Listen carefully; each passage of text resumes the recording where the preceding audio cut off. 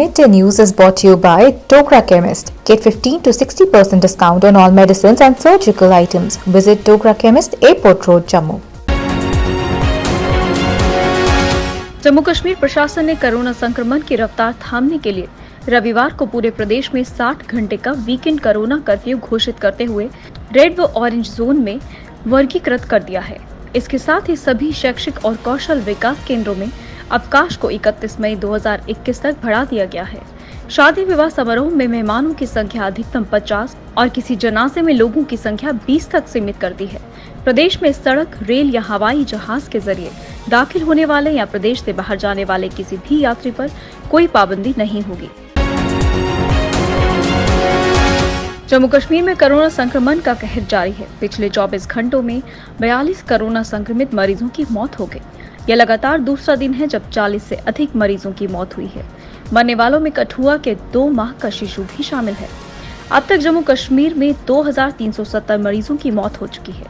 मई महीने के पहले 2 दिनों में ही 88 कोरोना संक्रमित मरीजों की मौत हो चुकी है। वहीं रविवार को 3571 और संक्रमित आने से अब तक संक्रमित होने वाले मरीजों की संख्या 1,83,486 हो गई है।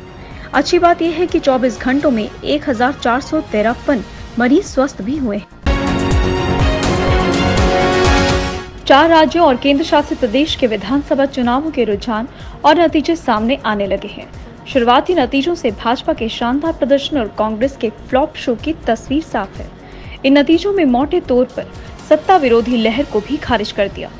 बंगाल में ममता बनर्जी की तृणमूल कांग्रेस ने, असम में भाजपा ने, पुडुचेरी में राजग ने और केरल में सत्ताधारी एलडीएफ ने वापसी की है। केवल तमिलनाडु में सत्ता परिवर्तन होता दिख रहा है।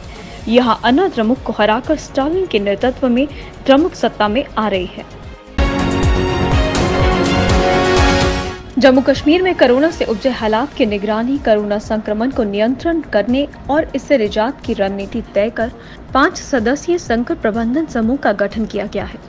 उपराज्यपाल मनोज सिन्हा के निर्देश अनुसार रविवार को गठित सीएमजी की अध्यक्षता मुख्य सचिव बीवीआर सुब्रमण्यम की अध्यक्षता करेंगे।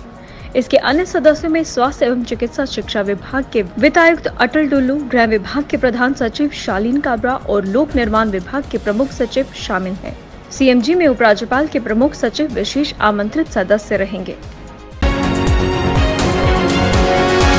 18 से 45 साल के आयु वर्ग में सरकार ने अभी 2 ही जिलों जम्मू और श्रीनगर में टीकाकरण अभियान शुरू किया है। रविवार को दूसरे दिन जम्मू और श्रीनगर जिलों में बनाए गए 5 केंद्रों में 2503 लोगों के टीके लगाए गए। हालांकि इस दौरान लोगों में गुस्सा दिखा। टीकाकरण केंद्रों में नंबर न आने पर उन्होंने सरकार पर उन्हें प्रताड़ित करने का आरोप लगाते हुए अधिक टीकाकरण केंद्र बनाने की मांग की। जम्मू जिले में युवा सेवा एवं खेल विभाग के अप्सरा रोड स्थित कार्यालय परिसर के अलावा cooperative public school, Domana, Janjkar, Janipur, Chandrabhaga community centre में टीकाकरण केंद्र बनाए गए थे। इनमें कुल 922 लोगों ने टीके लगवाए। कोरोना महामारी के बीच सचिवालय जम्मू के कामकाज की जिम्मेदारी अब जम्मू के कर्मियों के कंधों पर आ गई है। करीब 60% कश्मीर के सचिवालय कर्मियों के लौटने के बाद अब सोमवार से सचिवालय में कर्मचारियों की संख्या आधी से भी कम हो जाएगी। ऐसे में सभी विभागों में कामकाज को सुचारू बनाने की जिम्मेदारी जम्मू के 40% सचिवालय कर्मचारी संभालेंगे। प्रशासनिक सचिव सुनिश्चित करेंगे कि ई ऑफिस व्यवस्था में कामकाज सामान्य रूप से हो। अब जम्मू से विभागों की फाइलों का ऑनलाइन निपटारा होगा।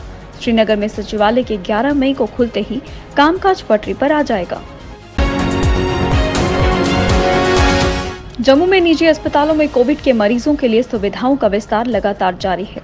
रविवार को जेके मेडिसिटी जम्मू और नेफ्रो केयर को भी अपने 50% बिस्तर कोरोना के मरीजों के लिए आरक्षित करने को कहा गया। जम्मू के डिप्टी कमिश्नर अंशुल गर्ग ने आदेश जारी कर कहा कि पिछले दिनों अधिकारियों की एक टीम ने इन अस्पतालों में सुविधाओं का जायजा लिया था। जेके मेडिसिटी में 66 और नेफ्रो केयर में 20 बिस्तर हैं। यहाँ पर लेवल 1 और लेवल 2 की सुविधाएं मुहैया करवाई जा सकती हैं। देश में कोरोना वायरस की दूसरी लहर का कहर जारी है। पिछले हफ्ते से लगातार प्रतिदिन 3.5 लाख से ज्यादा नए मरीज मिल रहे हैं। कोरोना मरीजों और कोविड से होने वाली मौतों की संख्या में लगातार बढ़ोतरी जारी है, जिससे देश की स्वास्थ्य प्रणाली चरमरा गई। देश भर के अस्पतालों में बेड, वेंटिलेटर, रेमडेसिविर और ऑक्सीजन की किल्लत जारी है। सैकड़ों लोग बिना इलाज के ही दम तोड़ रहे हैं। वहीं शमशान घाटों पर शवों के अंतिम संस्कार के लिए कई घंटों का इंतजार करना पड़ रहा है। देश में सोमवार को 3.66 लाख से ज्यादा नए कोरोना मरीज मिले हैं और 3,417 लोगों की मौत हो गई। केंद्रीय स्वास्थ्य मंत्रालय ने सोमवार को ये जानकारी दी।